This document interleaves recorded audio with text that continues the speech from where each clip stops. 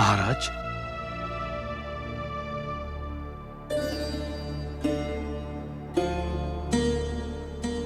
अब आप कैसे हैं महाराज? मेरे पौत्र नहीं आए? महाराज, अयोध्या कैकेयी से बहुत दूर है। उन्हें आपके पास आने में कुछ समय तो लगेगा। कहीं ऐसा ना हो कि वो आए और मैं उनसे दूर जा चुका हूं। ईश्वर ना करे महाराज।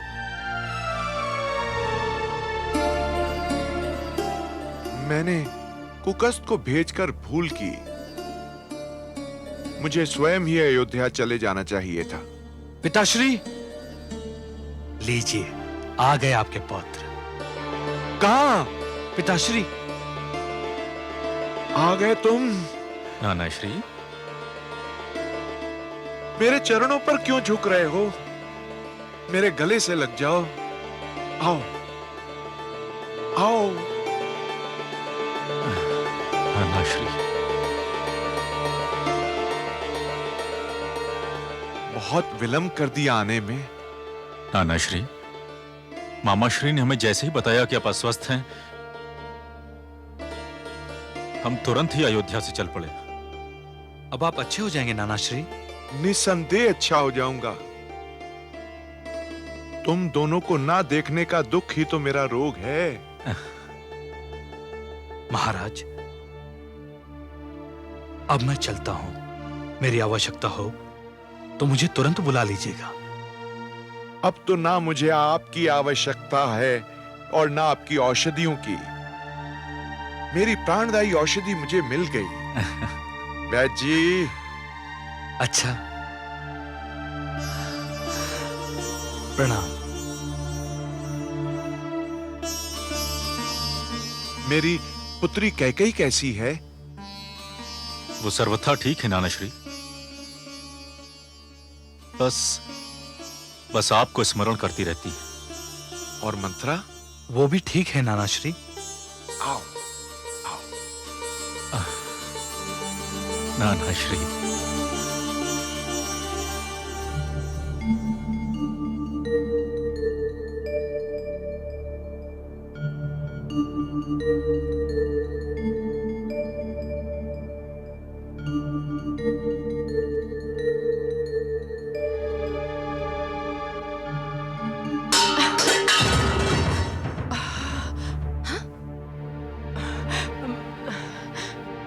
धाई माँ, आप यहाँ इस समय?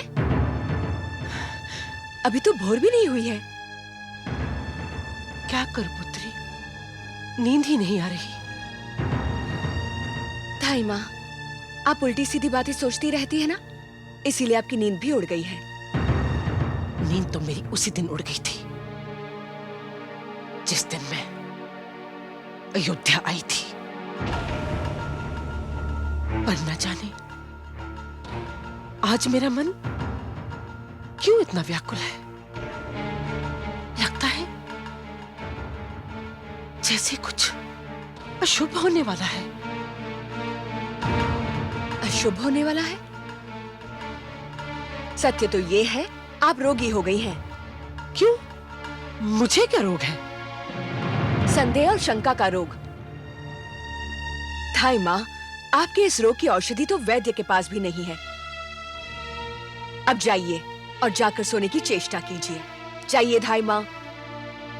ठीक है, तू कहती है तो चली जाती हूँ।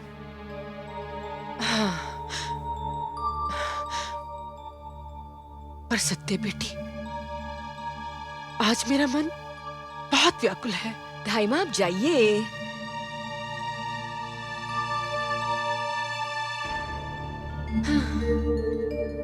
ये धाई माँ भी ना जाने क्या क्या सोचती रहती हैं।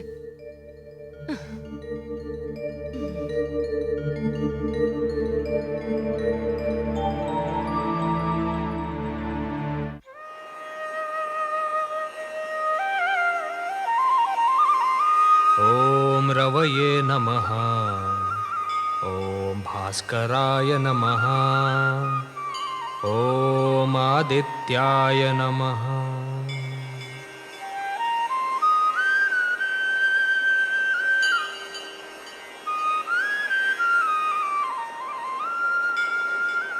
आयुष्मान भव। राम, मैंने महाराज को वचन दिया है कि तुम्हें युवराज संस्कार की सारी विधियां सिखा दूं। क्षमा करें गुरुवर, मेरे सिर पर महाराज की छाया बनी हुई है और ईश्वर करे सदा बनी रहे, किंतु उनके होते हुए मुझे कुछ करने की क्या आवश्यकता है?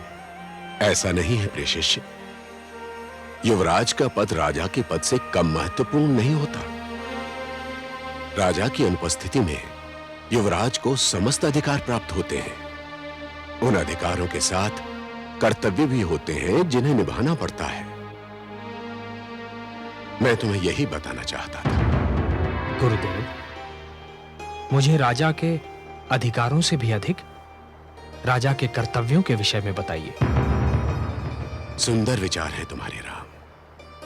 राम, वास्तव में कर्तव्य परायणता राजा का सबसे बड़ा गुण होता है। जो राजा प्रजा को सुखी न रख सके, वो चाहे कितना ही शक्तिशाली और प्रबल क्यों न हो, शास्त्रों के अनुसार उसकी कोई महत्ता नहीं हो सकती। जो राजा अपने स्वार्थ त्याग कर अपनी प्रजा का भला न कर सके, वो राजा कहलाने के योग्य नहीं होता।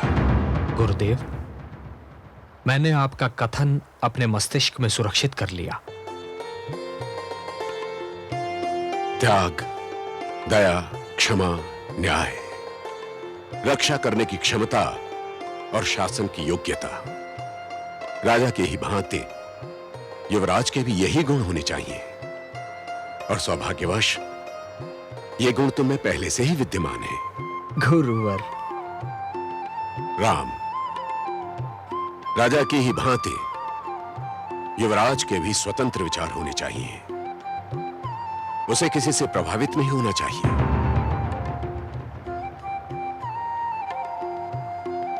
तुम्हारे युवराज बनने में मात्र 15 दिन शेष हैं, परंतु इन 15 दिनों में मैं तुम्हें सारी विधियां सिखा दूंगा।